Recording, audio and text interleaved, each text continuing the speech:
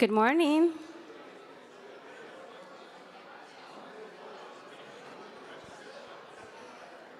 Please have a seat.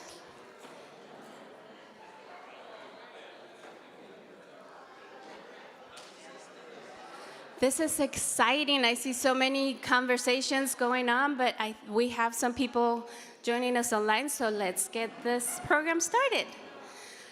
Welcome.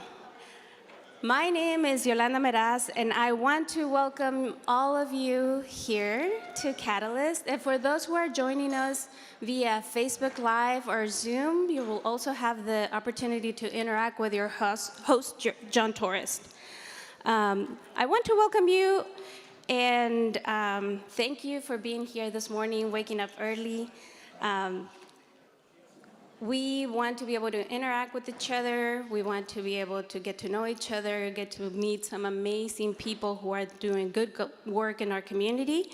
And so that's what Catalyst is for. This morning, to get us started, I want to recognize first Starbucks for taking care of us this morning. Thank you, Desiree. And for those of you who are online, just imagine the best cup of coffee you've ever had and realize what you're missing. So we want to also thank a couple businesses that sponsor Catalyst. First, we have Access Plus Capital, Oak Valley Community Bank, and Rolling F Credit Union. Thank you for your support. You have sign-in sheets at your table. If this is your first time at Catalyst, thank you. Welcome. We're happy you're here with us. Please, if you're online, mute your audio. Feel free to use the chat. On your tables, you have sign-in sheets. Make sure you put your name, your contact information, so that you can stay in the loop about all the events that go on in our community and stay connected with Catalyst. What is the purpose of Catalyst? Catalyst, it's a place for community conversations and connection that matter and inspire. This is a safe space to explore issues about our community. We're all diverse, we have different perspectives, and we choose to work together to improve our community and the place that we live. Our hope is that you will connect with others to share your vision, passion, and begin building trust, work together, and create great impact. So now the topic of today is very interesting, and we're gonna talk about general plans. General plans are vital for our future and for the development of a city. So today we're going to start with an example with the city of Merced that just went through this process and has completed their general plan. We asked Stephanie Dietz, the city manager for Merced, to share their experience and why these plans have been so important for Merced. And with that, let's watch a quick video. Good morning, Modesto. I'm Stephanie Dietz, the city manager of the city of Merced. And this morning I'd like to encourage you to participate in your general plan process. A city's general plan is a policy document. It's a document that guides the development and growth of the city for decades. Your input and participation in this process is vital to ensure that your general plan reflects your community priorities. Please engage in this process and participate. Share your thoughts, ideas, desires, wants. That's what the general plan is for.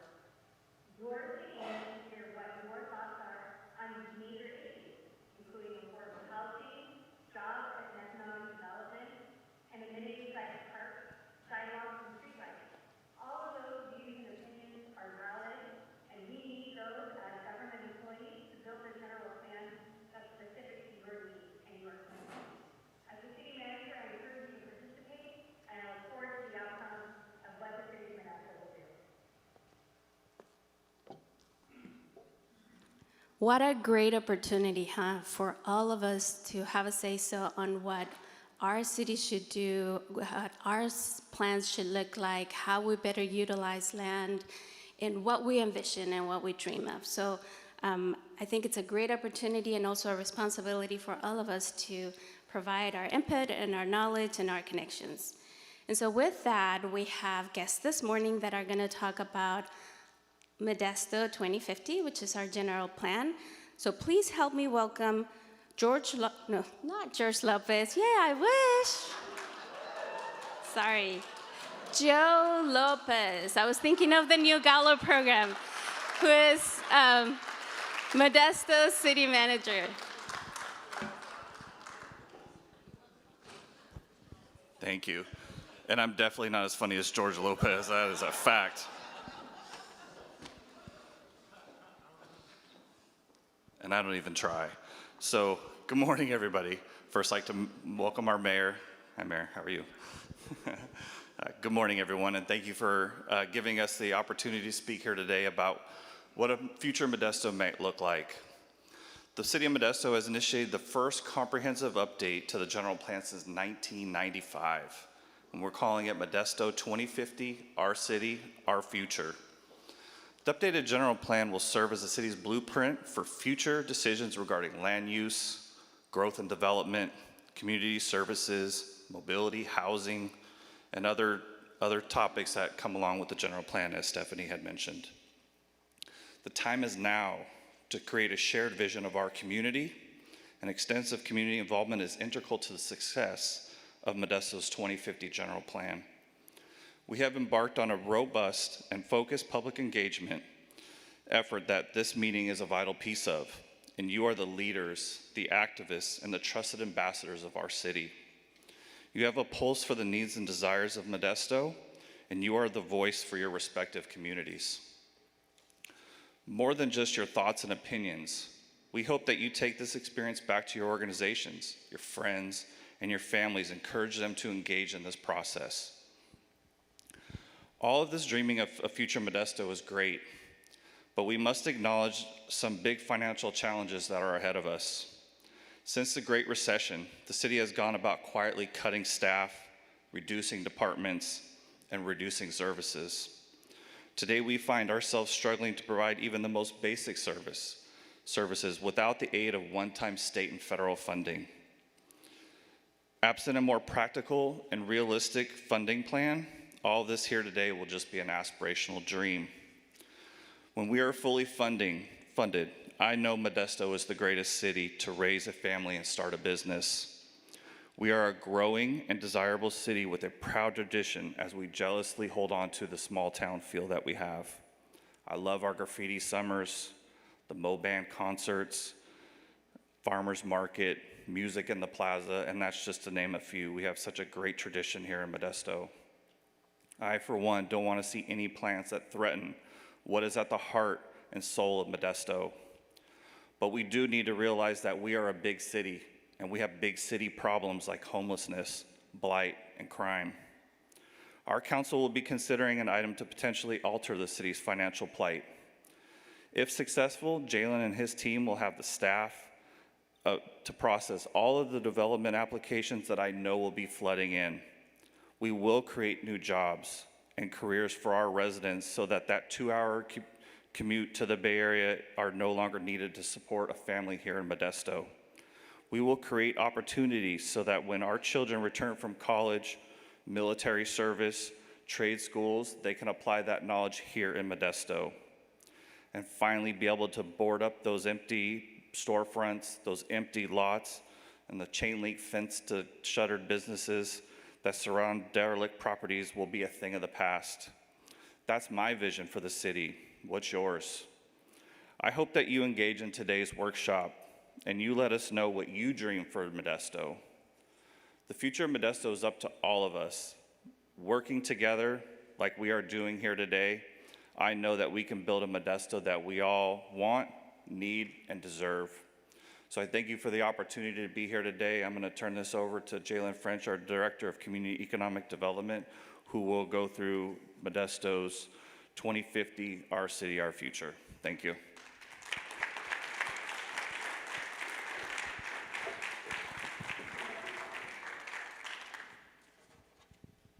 Good morning. Thank you, Joe. Good morning, Catalyst. Welcome. Thanks for the assist, Gabby. I hope everyone is well this morning. It is great to be here in person and to see all of you. We're here today to continue to initiate the dialogue associated with this very important effort. Joe spoke about the future of the city and his vision for the city. This portion of the presentation will talk about the plan that can help us realize that vision. So by the way, a special pride-based prize to anyone who can identify the number of times general plan is mentioned in this presentation. Make sure my slide is moving.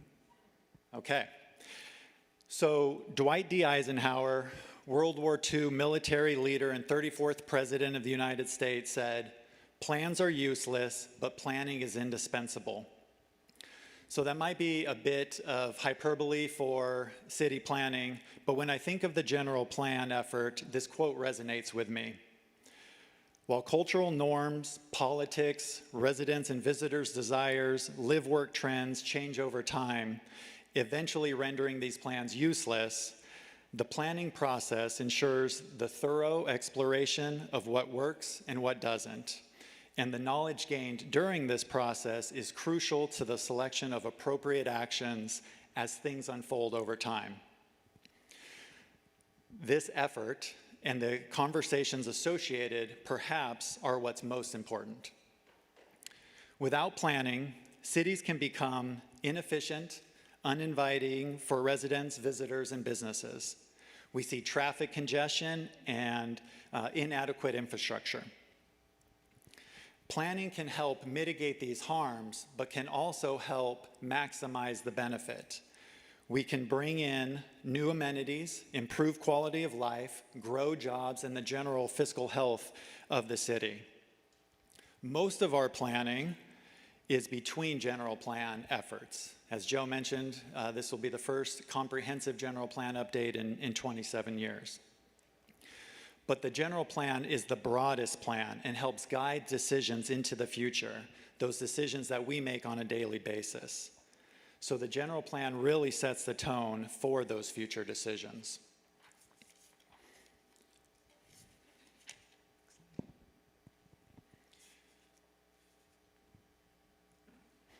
So again, a comprehensive general plan is looking at all aspects of the plan.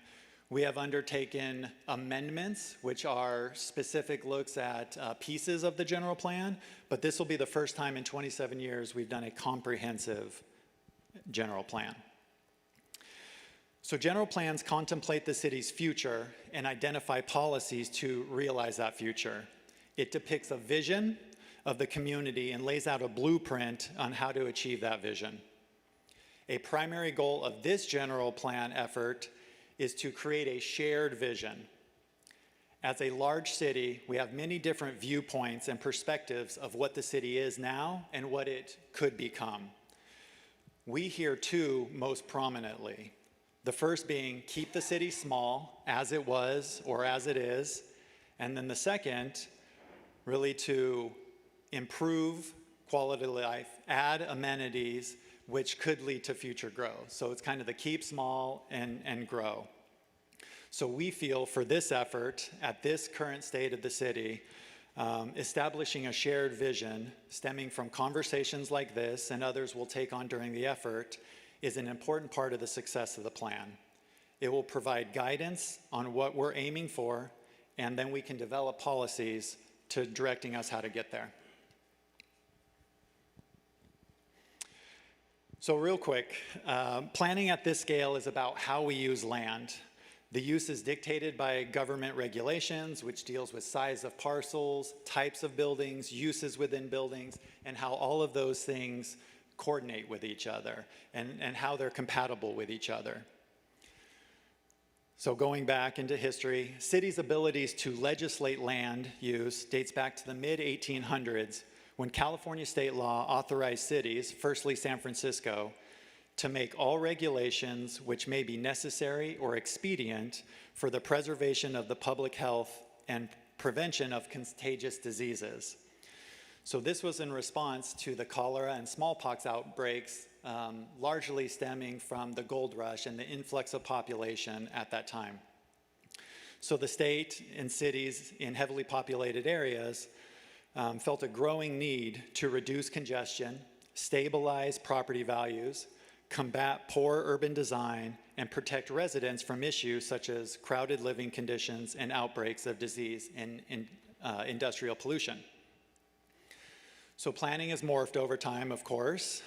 As we have evolved as a society, planning has evolved to address the issues of the time. So it's now less about these significant health issues and more about maximizing quality of life and balancing the uses to ensure the needs of the residents are met. California law has required cities to adopt general plans since about the 1920s. But for 50 of those years, there wasn't laws that required implementation of the general plans. But that changed in 1971 when the California legislature enacted a series of changes to state planning and zoning law, that transformed the general plan into the constitution for all future development within a jurisdiction. So all of our subsequent land use decisions must be tied and consistent with the general plan. So again, the general plan really sets the tone for future decisions that we make. Now, every city and county in California must have a general plan.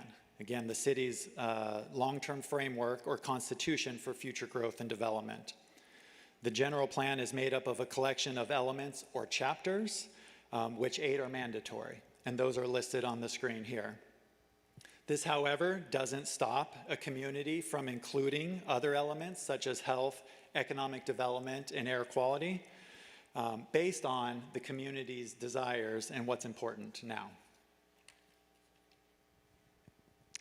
So most people, I think of this exhibit as the general plan. However, the general plan is much more than a document that shows where the city can grow. Next slide. The general plan can define the fabric of our community, what the city will become, how it will change and evolve over time to accommodate the needs and wishes of the community. The general plan addresses the things that we use every day: our homes, jobs, schools, streets, shopping, parks, public safety, and utilities. The general plan helps shape these things, the things that we come to think of as our community. The general plan can determine the type and quality of jobs in the community. The general plan can help define the types of neighborhoods we live in, the type of amenities included, and how we get around those neighborhoods. Can you walk, bike to school, shopping, or your job? Do you want to? Do we have regional and local shopping opportunities available? Do streets accommodate all modes of travel? What about the ratio of parkland or police officers to population? The general plan addresses all of these things. So the general plan, because of its deep work, breadth, and environmental review, is a lengthy process. You can see on the screen it's about a 3-year process, we estimate. So we're currently in the visioning and public engagement stage. We're slightly behind schedule as we pivoted to ensure we have a robust community engagement. We started our outreach efforts and realized they would not suffice for what we hoped to accomplish, really the shared vision.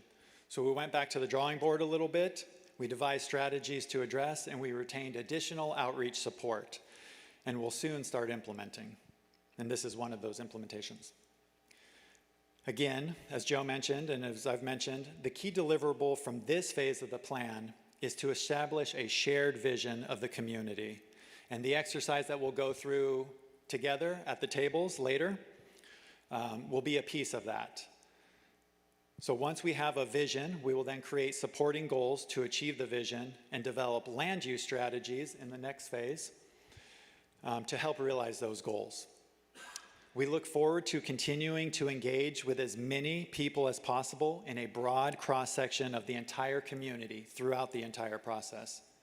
There will be plenty of opportunities between and at key milestones to weigh in on the direction of the plan. So this slide lists a few of those opportunities. Our city staff, in addition to these opportunities that are online, our city staff, lead consultant, and outreach consultant support team will continue to engage the community and develop ways to receive input and feedback throughout the process. So we encourage you to spread the word. We encourage you to stay engaged and, dare I say, excited about a long-range planning effort. So it's a common city planning joke that no one cares about long-range planning unless there's a freeway going through their backyard, generally. But this plan really dictates the future of our city for years to come. We know long-range planning can be nebulous and indirect, but really this is, again, what shapes our future. So the future is not something we enter, it is something that we create, and this plan will help us create it. So let's create Modesto's future together.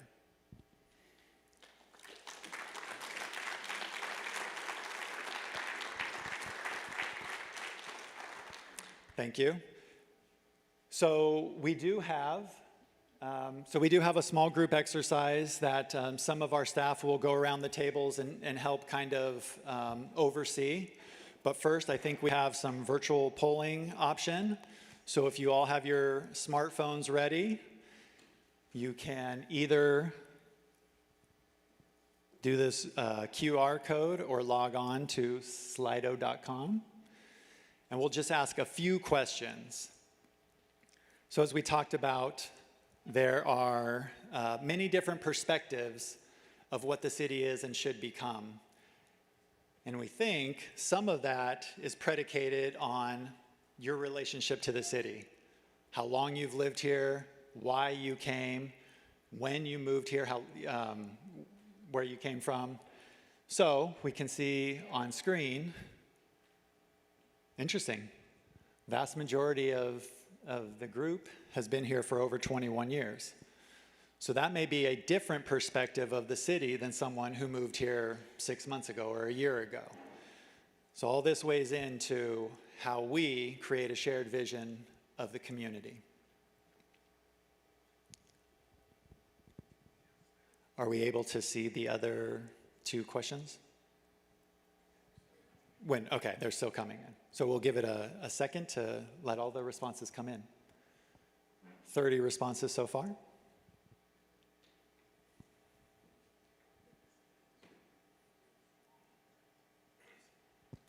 So interesting, the two most common responses, more than 21 years or 0 to 5 years. So we have a lot of people who've been here a long time. And the next biggest group is those who have been here for the shortest amount of time.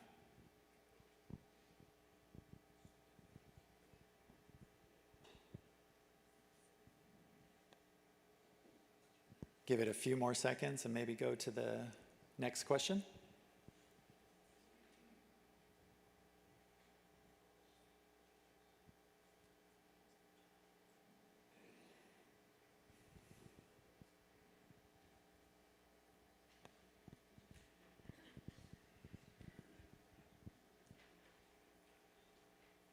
Can we now go to the next question? Okay. Where did you move to Modesto from?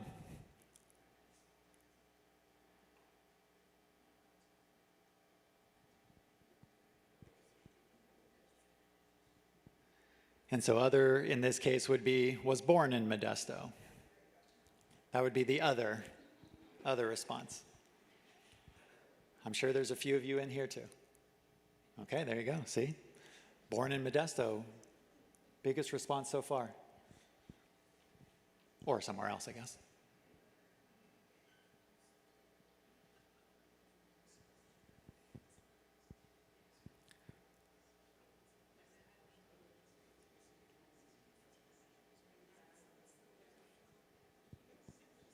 All right, we have a few who moved from further Northern California, Southern California, Maybe a couple from the eastern and western United States, but it looks like a vast majority either from overseas or were born here. All right, and then I think we have one more virtual poll question to help kind of set the stage for our table exercise. So if you did move here, what attracted you to Modesto? Or if you were born in Modesto, I guess you could respond, what keeps you here?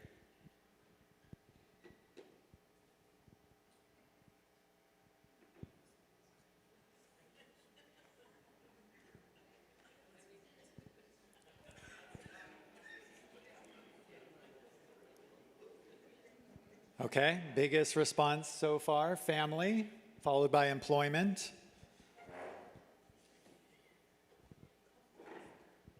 I hear some snickering in the first row. Taco trucks? That's what attracted you? Oh, it keeps us here. Okay, good. Okay, well, I think that is the last virtual polling question. We'll now get into our table exercise, and we have a few staff members who can walk around and help kind of guide that conversation. So we'll do that for about 20 minutes, and then we will turn it back to Catalyst for the close-up.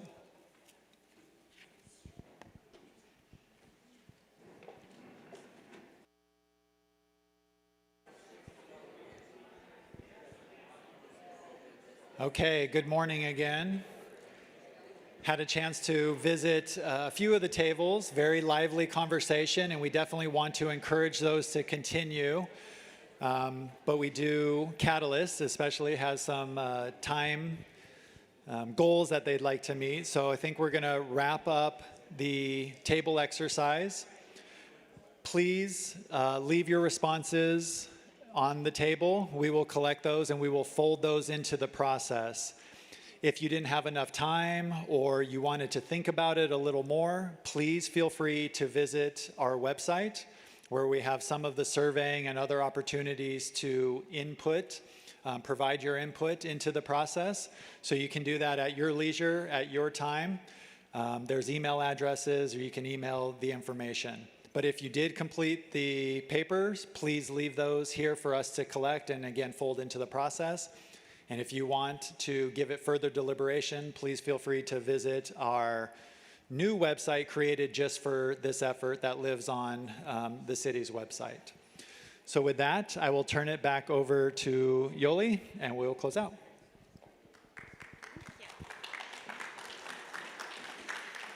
Thank you, Jaylen. Thank you, Joe, for this opportunity. I want to invite each and every one of you, those who are here in the room, those that are with us online, to use your networks, to use your influence, to spread the word about this opportunity. Do you have resources to help translate, facilitate this so that this is an equitable process where everyone in our community can participate and have a say-so on what Modesto should look like in the years to come?